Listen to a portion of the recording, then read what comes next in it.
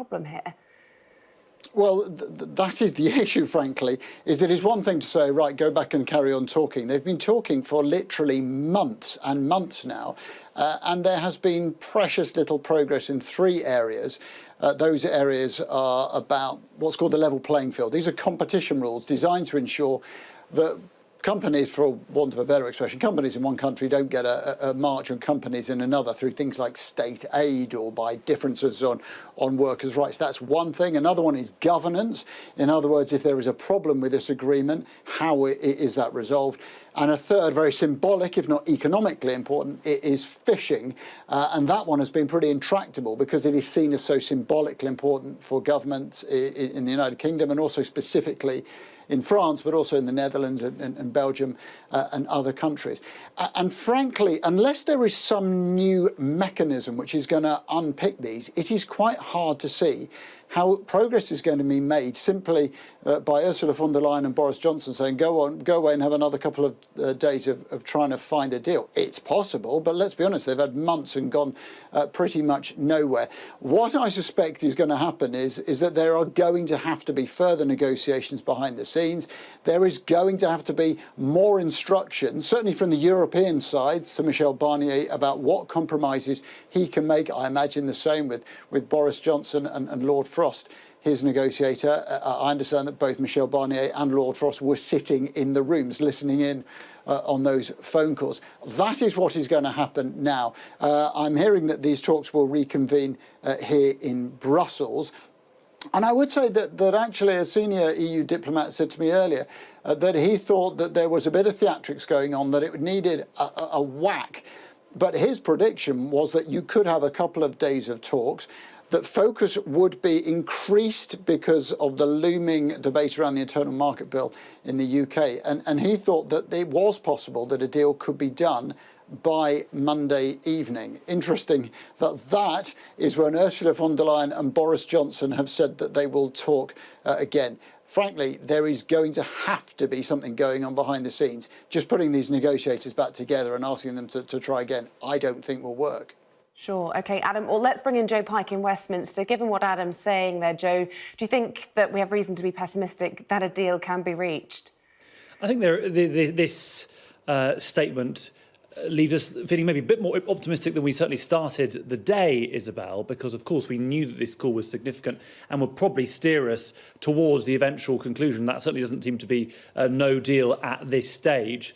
Interesting that the talks are starting so fast again. They will start tomorrow, but that both leaders, Boris Johnson and Ursula von der Leyen, will talk on Monday. So I suppose the negotiators are being given a day and a half to see if they can make any progress, perhaps based on that private conversation today between their 2 bosses, or the leaders will get involved yet again. Certainly Downing Street were very optimistic towards the end of this week, but yesterday things changed. They believe that new demands were placed on them by Michel Barnier, new demands that they think were coordinated by France, by Spain, perhaps by Italy as well, and new demands not just on fishing but on state aid. They were pretty frustrated about that, and some in government think there is absolutely no chance that they will commit to any of the demands. Of course, David Frost, as Adam said there, is with Boris Johnson at Chequers. That's where the Prime Minister took that call, and I'm sure they'll be discussing now where to go next. Certainly Conservative MPs seem to be pretty supportive of Boris Johnson in private and in public. I think in contrast, it's Ursula von der Leyen who, after many months of saying that the EU would speak as one, now has the far more difficult task of trying to keep EU leaders focused and trying to get them to commit to a deal. OK, Joe Pike in Westminster, Adam Parsons in Brussels. Thank you both very much indeed for that. Just if you are tuning in, to reiterate what that statement said, Ursula von der Leyen and Boris Johnson issuing a joint statement saying that those talks, that talk on a phone call for an hour this evening was unable to break the deadlock, that they remain to have significant differences on those 3 critical issues, the level playing field, governance and fisheries. And they believe that their negotiating team should resume talks tomorrow in Brussels, and then that Boris Johnson and Ursula von der Leyen should take another phone call on Monday evening. So what is at stake in these trade negotiations, and what would be the implications for British business if the UK were to leave the European Union without a deal at the end of the year? Becky Johnson's been looking into it. As a nation, we're about to find out what Brexit really means. A deal with the EU or no deal.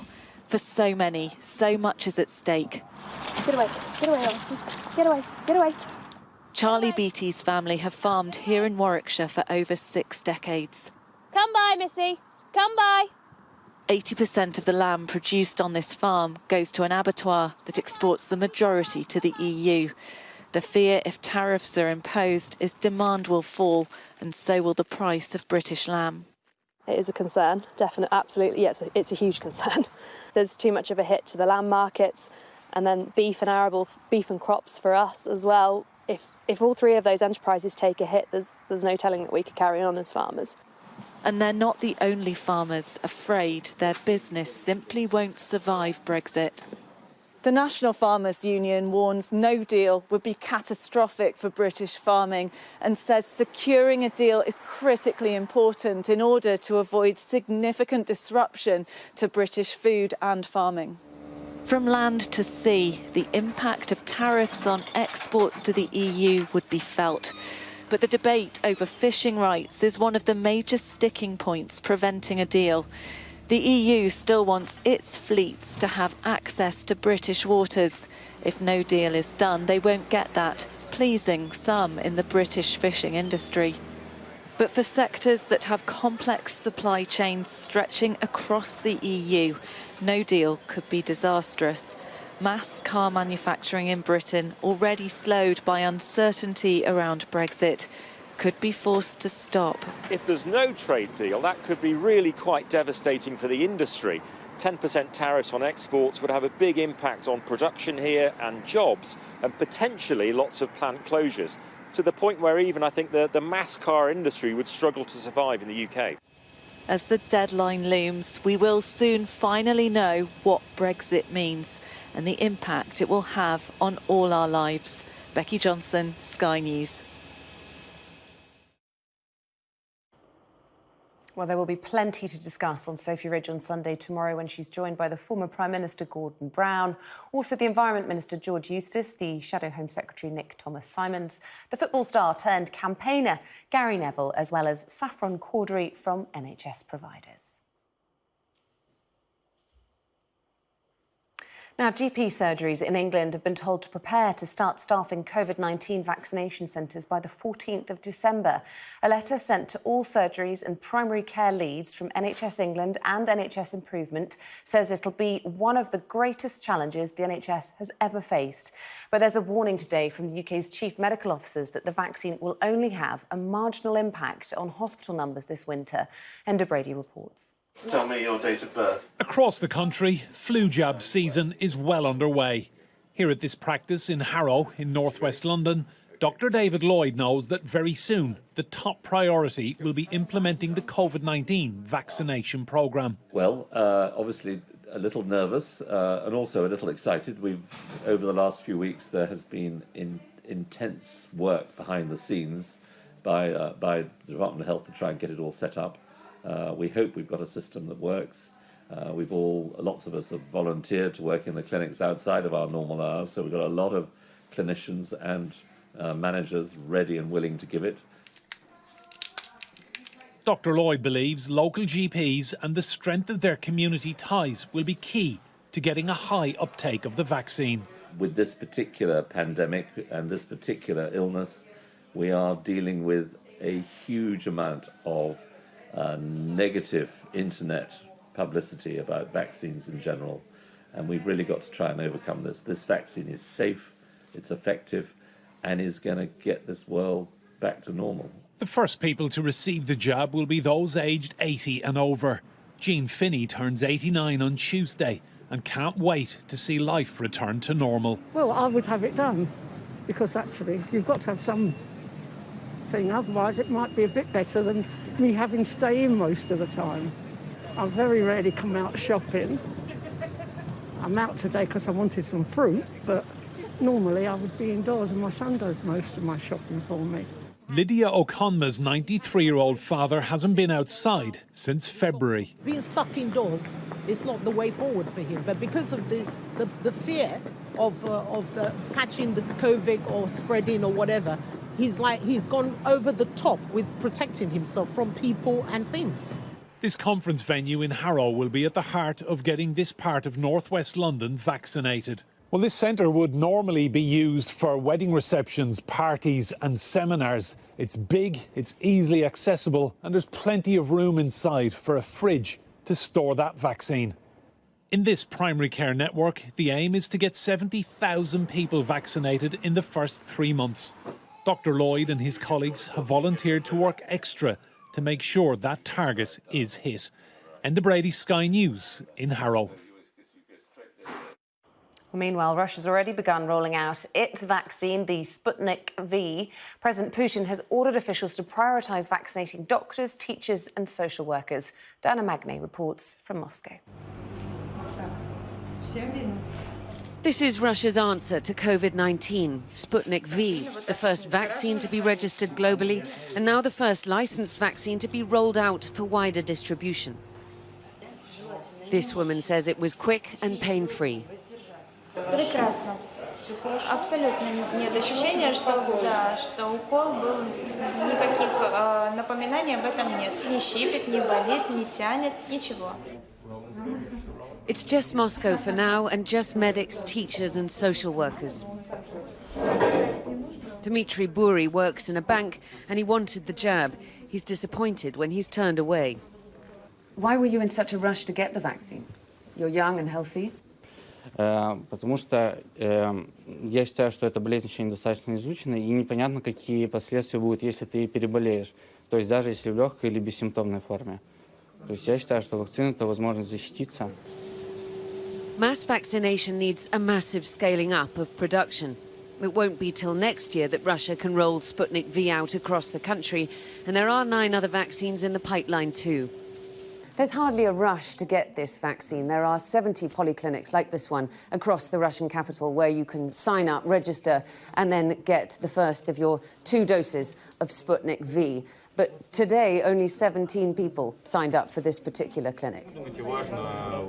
Patient light, journalist heavy. Russia has already vaccinated 60,000 people from at-risk groups beyond the phase 3 trials.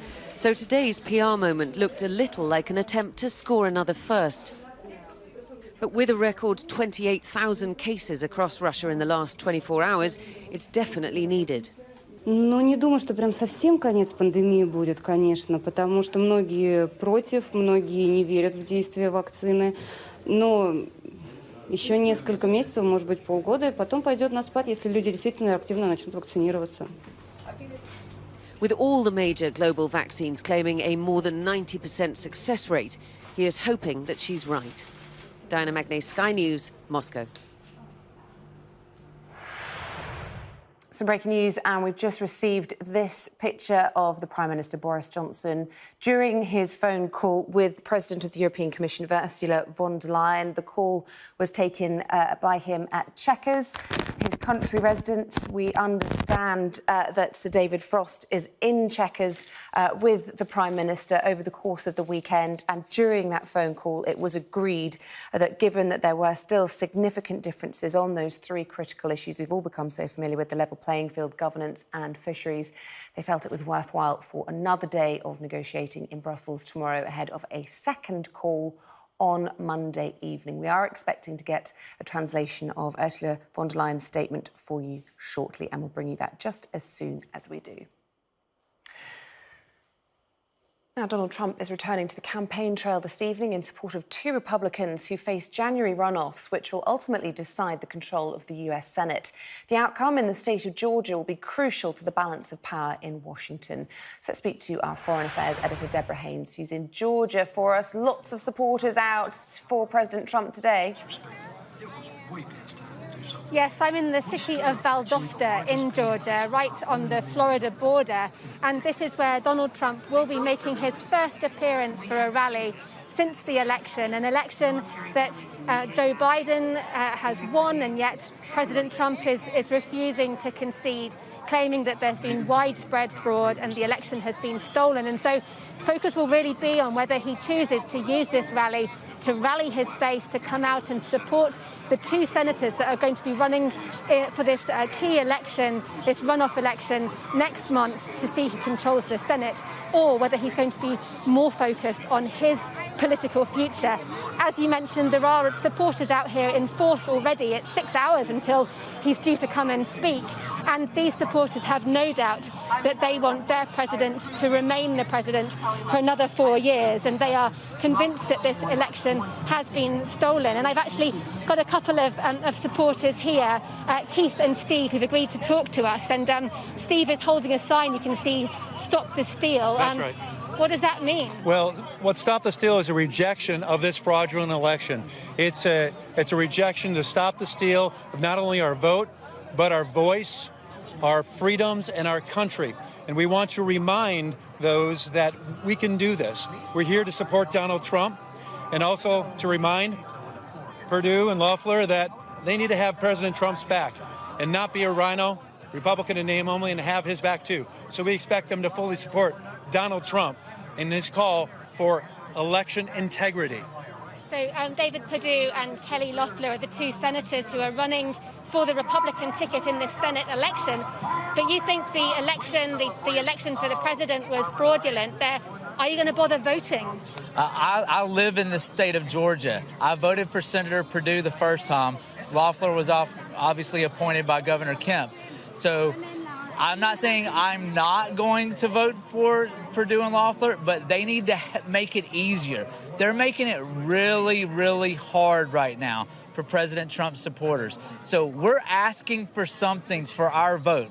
We're not asking for free college. We're not asking for anything like the Democrats do. All I want is I want them to show support for President Trump. And the specific way they show support for President Trump is they put pressure on Governor Kemp to ask for them to certify all the signatures on the votes. We also want them to do a forensic audit on all of the Dominion voting systems. And there's one other thing. Why would we go out and vote in this runoff election with the same exact system that produced the fraud the first time? We don't want to use Dominion voting systems this time. We want to use paper ballots. I think that we should have video cameras at every polling place so we can see the fraud and get it captured on tape if it happens again. All these claims of fraud, though, they've yet to be properly substantiated, and a lot of these legal challenges have been thrown out. It does seem like President-elect Biden is going to be the next president of the United States. What do you think about that? Well, first of all, the media does not declare the winner, and we have traveled the country in many cities, Atlanta, D.C., Chicago, Lansing, Phoenix, and the evidence has been presented in a lot of these legislative committee hearings, and there's an incredible amount of evidence. In fact, the kind of evidence that's submitted in court, in fact, I think it's overwhelming that the fraud is just clear cut. Will you accept a President Biden? He'll never be my president. Right. So I won't accept President Biden. I'm going to stand and I'm going to use my First Amendment right, and I am going to protest, and I am going to keep America the shining city on the hill. I'm not going to let them take our liberties. So we have the First Amendment in this country, and I'm not going to let this globalist take it. Thank you. It's very clear that the supporters here are not backing down on this election yet. They still want to see President Trump here for another 4 more years. OK, thank you very much, Deborah. Just want to bring you a breaking line that we're hearing on this developing story this evening on those Brexit talks. We're hearing from the Irish Prime Minister welcoming the resumption of those talks in Brussels tomorrow, which was the outcome of that call between Ursula von der Leyen and Prime Minister Boris Johnson. We're told that the Irish Prime Minister said that the agreement is in everyone's interest. We're keeping a close eye on those developments for you. But in the meantime, do stay with us here on Sky News. After the break, we'll have an interesting story as the RAF track the world's largest iceberg as it heads towards the island of South Georgia.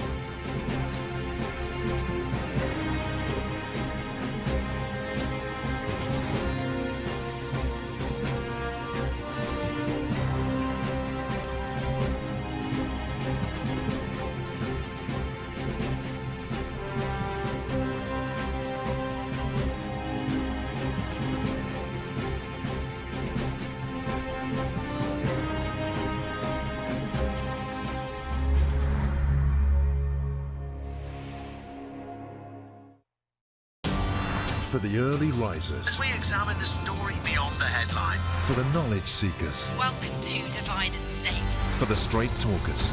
The curious and the ones who want to be entertained. Backstage, Sky News' entertainment podcast. For wherever you are. Welcome to Sophie Ridge on Sunday podcast. For the ones who want to know more. Welcome to the All Out Politics podcast. For the listeners. From Sky News Storycast.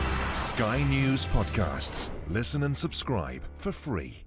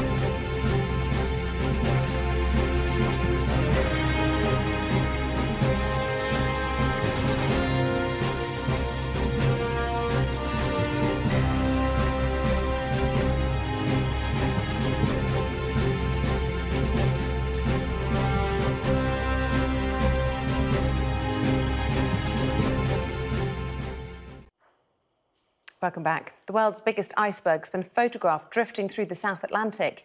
The iceberg, known as A68A, was captured by an RAF crew as it heads towards the British outpost of South Georgia, potentially putting the island's ecosystem at risk. Sky's Hanisha Sethi reports. This is the world's largest iceberg. At 93 miles long and 30 miles wide, it's drifting along the southern Atlantic Ocean. But this poses a potential danger. It's heading towards the British Overseas Territory of South Georgia, where if it gets stuck in shallow coastal waters, it could cause ecological problems and shipping hazards. It means that the penguins and the seals have to go further to find food. They have to do a big detour around this big mass of ice to find food. And if they have to go too far, they can't get back to their chicks in time. And what we saw in 2004, when iceberg A34 grounded around South Georgia, was countless numbers of dead penguin chicks and abandoned nests. The iceberg has been meandering since it broke off from Antarctica's ice shelf in 2017. And scientists believe this is in response to the Earth's warming climate. This imagery, captured by the RAF, shows the edges of the iceberg melting and crumbling and was taken to assess any change. Once they got in the vicinity of the iceberg, it's very easy to spot, so much so that when they tried to position the aircraft to image the whole iceberg in one image, they were unable to do it. And some of the images actually prove that. It is such a huge iceberg. There's hope the iceberg could eventually loop around South Georgia or break apart and avoid any harm. But the images will be analysed to understand just how the iceberg will behave in the coming weeks, with a close eye kept on its movement. Hanisha Sethi, Sky News. Well, more on that developing story this evening. In the last few moments, we've heard from the European Union's chief negotiator, Michel Barnier. He says that we will see if there is a way forward as work continues tomorrow. That's being reported to us from Reuters. We are yet to hear anything from Lord Frost, but we understand he is at Chequers with the Prime Minister ahead of travelling back to Brussels tomorrow to meet with Michel Barnier to continue those negotiations in hope of a resolution before Monday evening. Keeping a close eye on those developments. Lots of lines coming through for you this evening. We will bring you them all as soon as we get them, but in the meantime, stay with us. Coming up after the break, we can have some sport for you. Action from the Premier League as football stadiums reopen to some fans.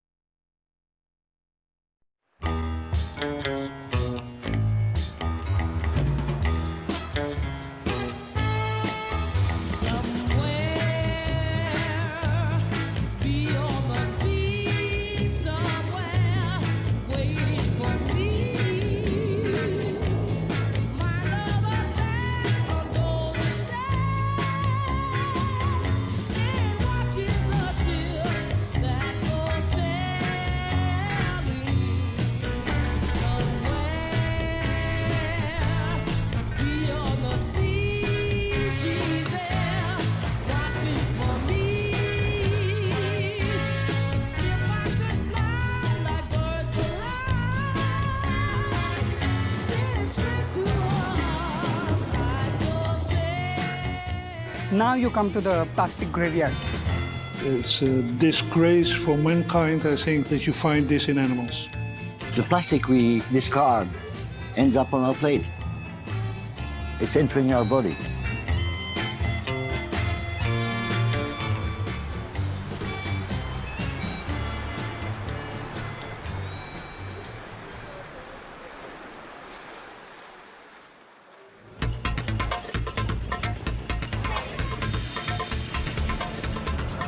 So the beach is just here? Just behind these houses? Yeah.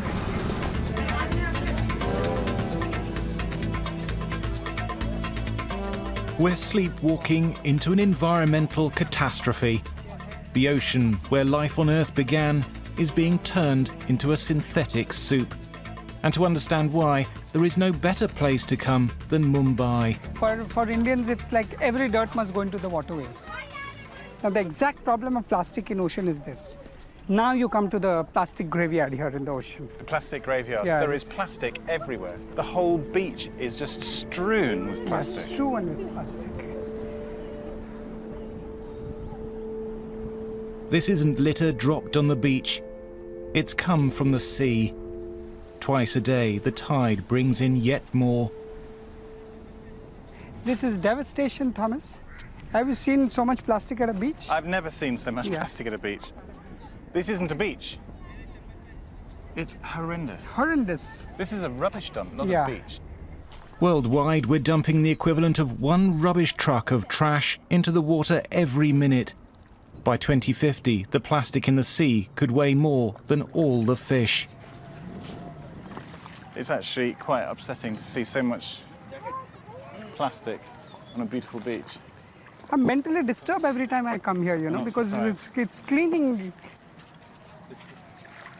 But we are not going to give up, Thomas. This will continue. This war is going to continue. He started the world's biggest beach clean with 4,000 tons of trash cleared in just 1 year. For his zeal, the United Nations made him an environmental champion. So the ocean throws it up. Ocean pukes out every 2 months, 3 months, And if you don't clean it, it will get piled on, piled on, piled on. But the sand seems to take it in. I think, single-use plastic has no place in 21st century. I'm of a very firm believer. It has no place in this world. And it's so convenient, of course. It may be convenient for some, but it's just not convenient for the fishes and the marine creatures and marine birds, It's their house. It's there where they belong. They live, they survive. They're crying for justice because we have messed up with their houses.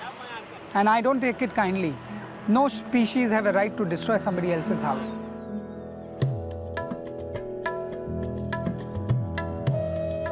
Hi, Praveen, how are you? Very badhiya. Yeah.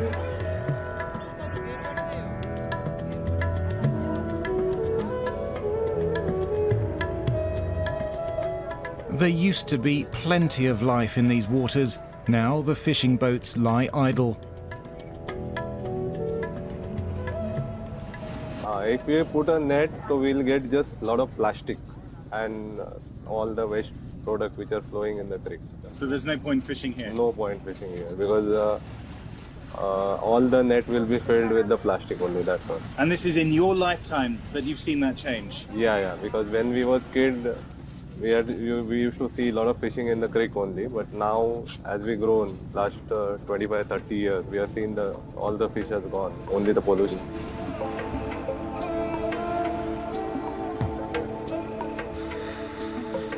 I have not come here for sainthood.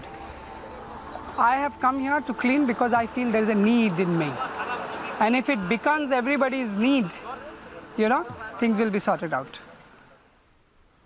It's this rapid adaptability, together with the attractiveness, usefulness, and low cost of the plastic itself, that has made this industry one of the fastest growing in the nation's history. The future of plastics is bright indeed.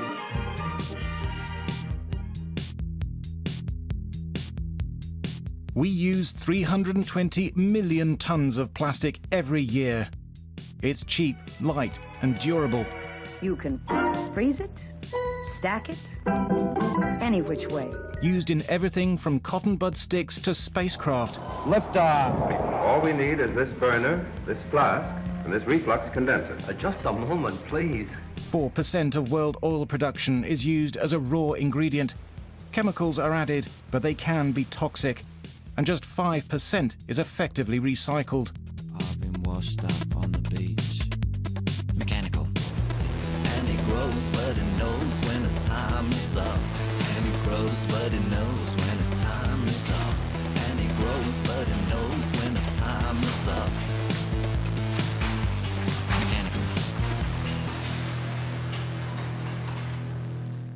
Welcome on board. Thank you very much. Let's go and find some microplastics.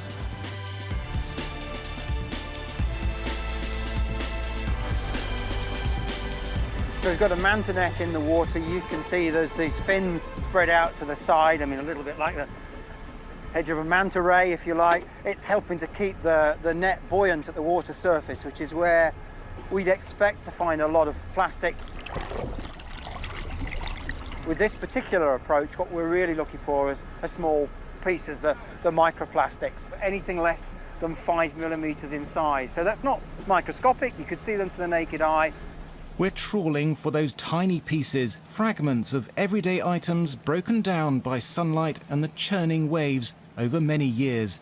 They are a menace in the ocean. You could take, a large plastic bottle you might be familiar with. That might break down into millions of small pieces of plastic. It's quite difficult to put a robust quantity. But whereas there are a few marine creatures that would eat an entire bottle, but if you've got a bottle breaking down into millions of pieces, that's millions of opportunities for a small fish to consume it. That's right. Well, it opens up the potential for ingestion to a much wider diversity of organisms. So we've got quite a bit of debris in there. What we really need to do is to pick through this carefully in the lab. I'll transfer them to the jar, but you can see we have got bits of plastic on some of these leaves. Plastic takes decades, perhaps even centuries, to disintegrate into tiny pieces, but it never completely disappears. We got the sample that we got in the manta net this morning. What I want to do is see if we can go through it and pull out any pieces that look a little bit like plastic. Well, we see a range of different common polymers, polyethylene, polypropylene, polystyrene. To identify exactly what these are, we'd need a more detailed forensic analysis. We find just a handful of pieces in our 15-minute trawl, but it's still hugely significant. What we're finding is, on average, 1 or 2 pieces of plastic per cubic metre of seawater. So, it's not an island of debris that we're talking about here.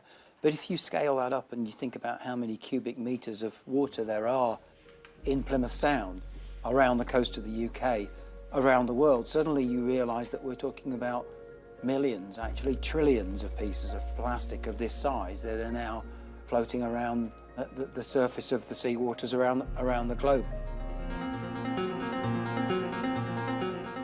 The beaches are wild, the seabirds abundant. And the gulls themselves, they're just resting here? Yes, yeah. Do you get large flocks of them? Yeah, especially when fishing fleet comes in. All of them occasionally have plastic in their stomach, but the one that has it regularly is the fulmar. A little bit they probably get through the fish they eat that has eaten plastic from deeper water layers, but most of it is from the surface. Most of it is floating plastic. When dead fulmars wash ashore, their stomachs are examined. The birds give scientists a chance to gauge just how much plastic is out in the open ocean. The post-mortem isn't for the squeamish. This bird has died slowly. There's no fat remaining.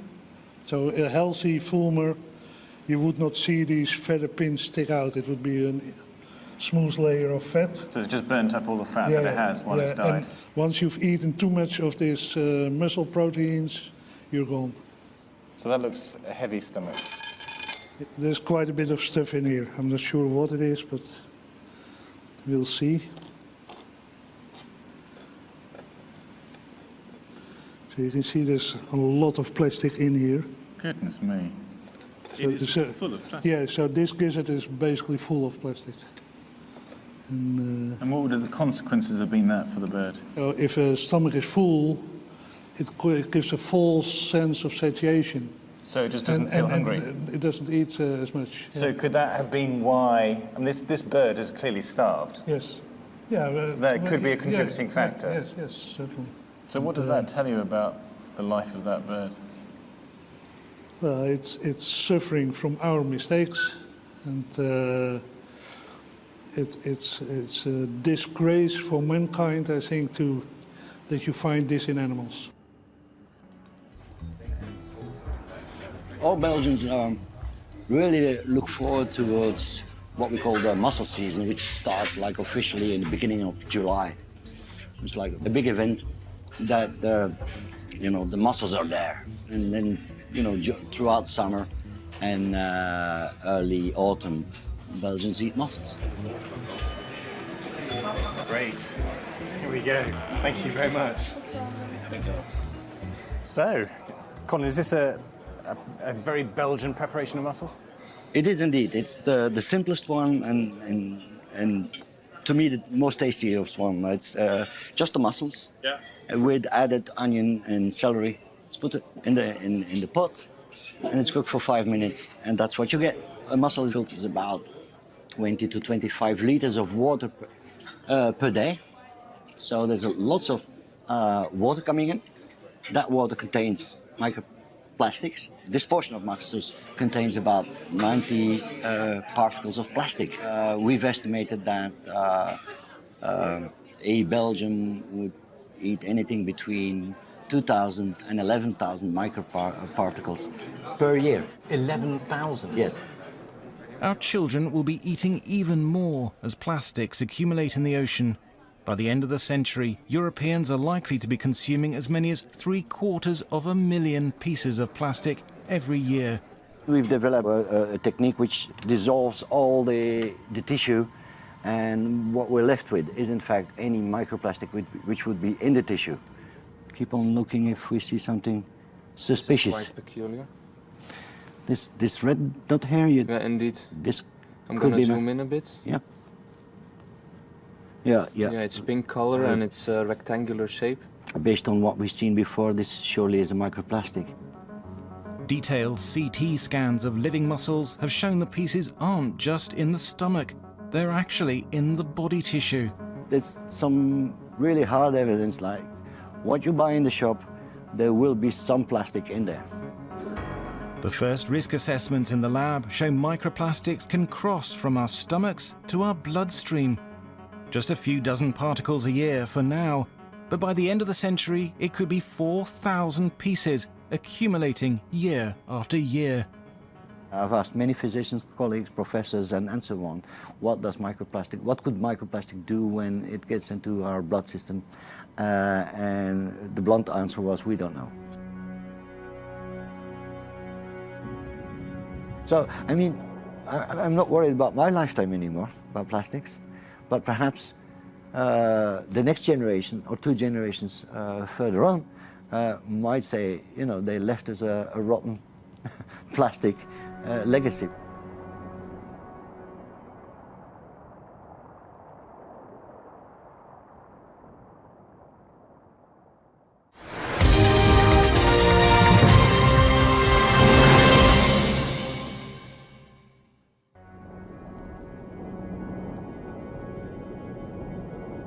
We found plastic that's been tucked into corals.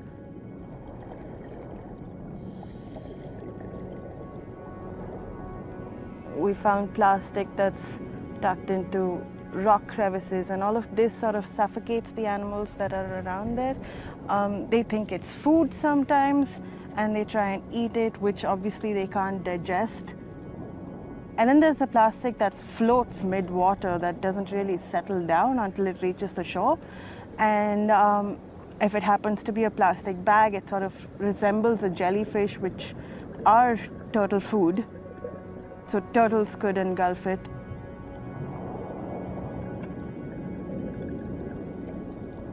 Plastic bags are banned on these Indian islands, but they're still at the mercy of the ocean currents. The waste that comes in through the currents comes in from Southeast Asia, so countries like Indonesia, Thailand, Singapore, Malaysia, And it's a lot of footwear, a lot of bottles, so plastic bottles, things that float easily, and all of it is brought in by the current. But some plastic travels much further, accumulating in huge circulating masses of water in the North and the South Atlantic, the North and the South Pacific, and the Indian Ocean. These are the 5 great gyres. It's all linked. It's all one ocean. Even in the UK, remote communities are being affected. And actually, it's not too bad today. This is a good day. I've seen it over the wall, that depth. So it's... And that's a good couple of metres. Easily. All the time, it's getting caught in little nooks and crannies all down the loch. And then when you get a surge of a tide, a high tide, it comes out and lands here. Mary was born in the village and never left. It was a childhood paradise, not anymore. Plastic wasn't a thing that we ever had. There was never any plastic, and there was never anything interfering when we were swimming or jumping into the loch and hitting a plastic bottle. So there was nothing like that. And the shore was clean. That's not our rubbish. That came from somewhere else.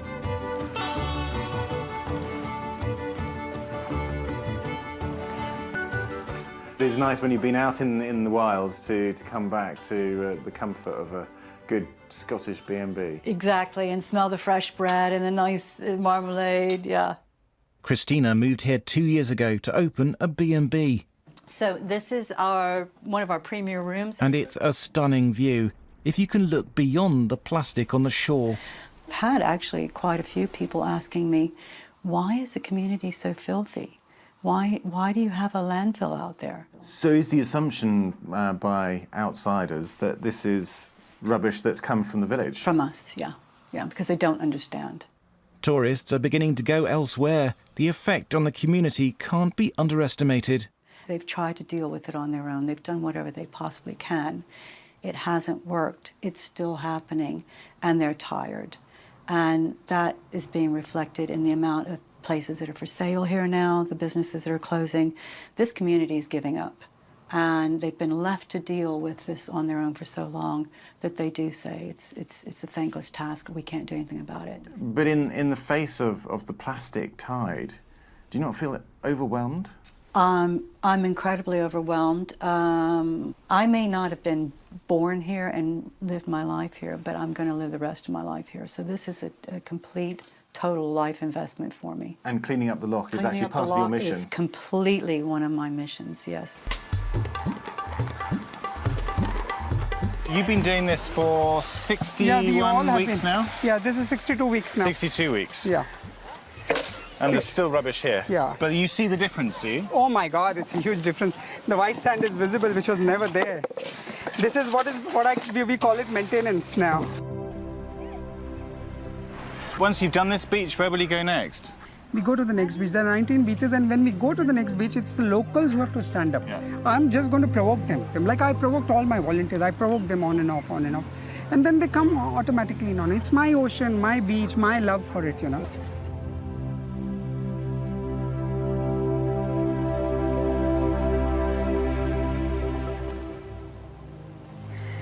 Now we're waiting for the day to swim again. Now you're waiting for the day to swim again. Do you think that day will come? Very soon.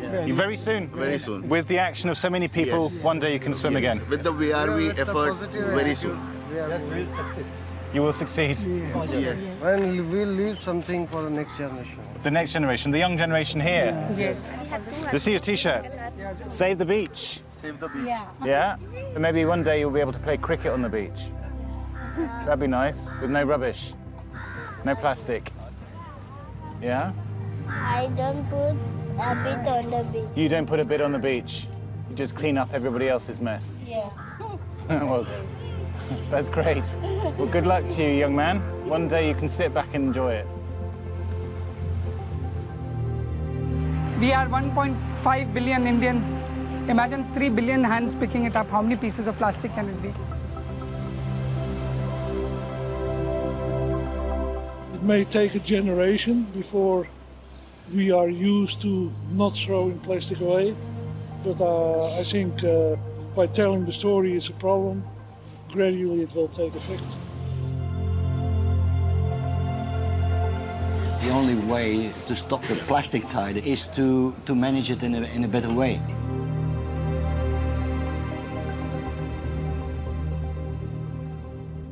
I believe we can have and we can use plastics to our advantage without the need for this accumulation of waste. And that's what brings me hope, really.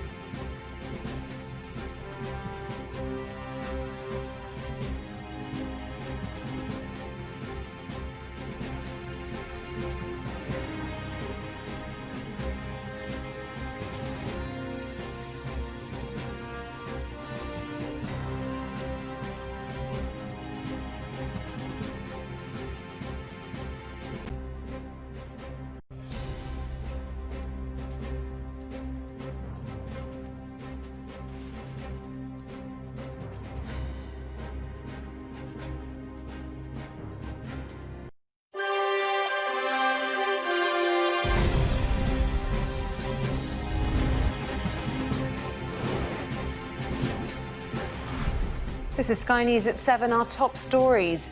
Progress made. Brexit talks to continue tomorrow after a phone call between the Prime Minister and the European Commission President as they attempt to break the deadlock. A joint statement says the two sides are stuck on 3 critical issues. We'll look at the impacts on industries in the UK. Britain gets ready for the COVID jab, the first vaccination taking place on Tuesday. They're already underway in Russia after Moscow rolls out the Sputnik V in hospitals. The world's biggest iceberg captured on film drifting through the Atlantic. And in sport, fans return to the Premier League as West Ham play Manchester United in the first top-flight fixture with a crowd in almost 9 months. Good evening. The Prime Minister and European Commission President Ursula von der Leyen have spoken on the phone this evening in an attempt to break the Brexit deadline. Well, in the last hour, the two sides released a joint statement which said progress has been made, but significant differences still remain. In a moment, we'll speak to our Europe correspondent Adam Parsons in Brussels. But first, Ali Fortescue is in Westminster for us. Ali, it feels like we've been here before, similar kind of issues still on the